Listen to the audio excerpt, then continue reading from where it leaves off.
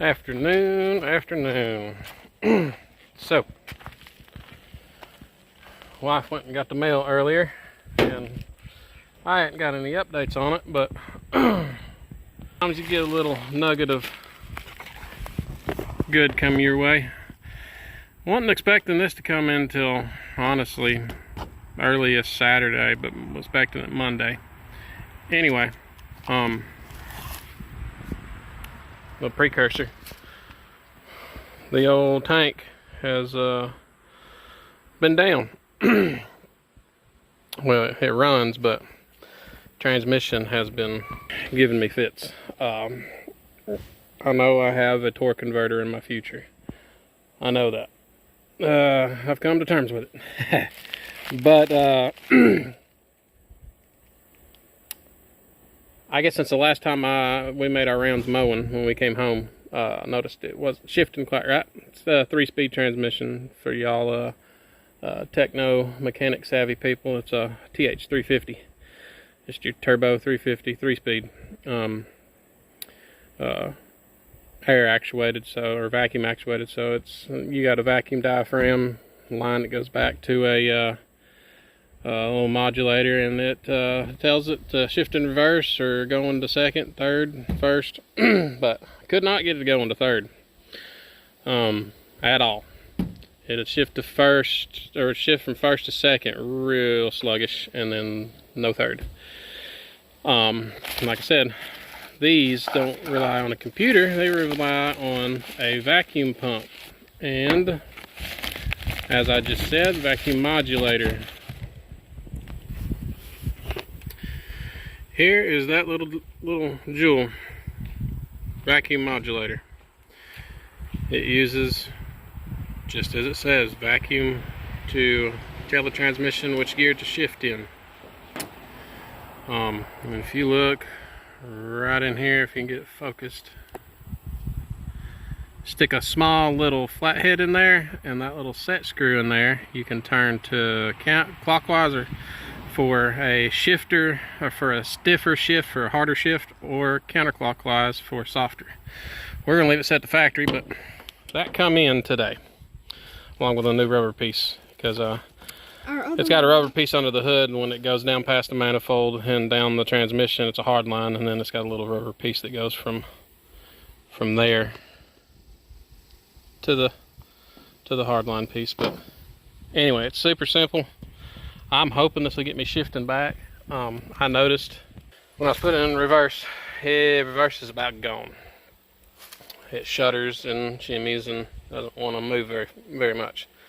And that's a #1 sign of torque converter going out. Shudder, shake, loss of power.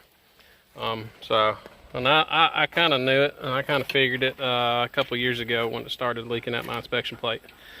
So torque converter was leaking. Now it's pouring, usually at about 1/4 to a month. One of those things I just don't want to, didn't want to get underneath there, pull the 6 bolts out of the bell housing, 6 bolts out of the flywheel, drop the transmission, but that is my next step. We're going to get this first though. So, get the tools set up, get y'all on the tripod, and crawl my fat butt under here, and super simple to replace. It's just got a clamp. It's just a clamp that clamps on right there. It just slides in, and it's got 1 bolt. It just keeps it held into the transmission case. But fingers crossed. I really need my truck back right now. All right, just for giggles, get you underneath here. Right there it is. A little vacuum line. Just slides on, slides off, and it goes on a little hard line up here, that little piece. There is my fix. I forgot to bolt my inspection plate up one day and drove around for several months, and it wore a hole in the hard line of either return line or the advance line of the transmission cooler. But you can tell it is super wet under here because, like I said, torque converter's leaking, but that's the part we're going to replace. So I just wanted to show you real quick. It's super simple, but we'll We'll get you put on the stand here for right now.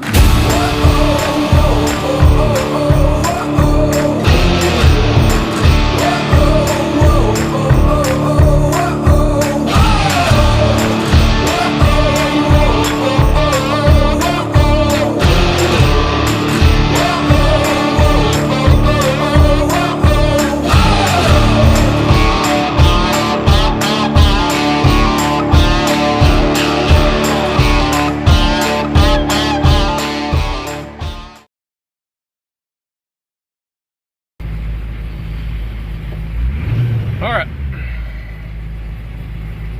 new part is in. I'm gonna go spin it down the road, see if it will shift through all of its gears. Oh, I'm hoping so. They got reverse back. Reverse does feel a little bit tighter. Nope, still slipping like it does. I felt it just then, but we're looking for shifting of first, second, and third.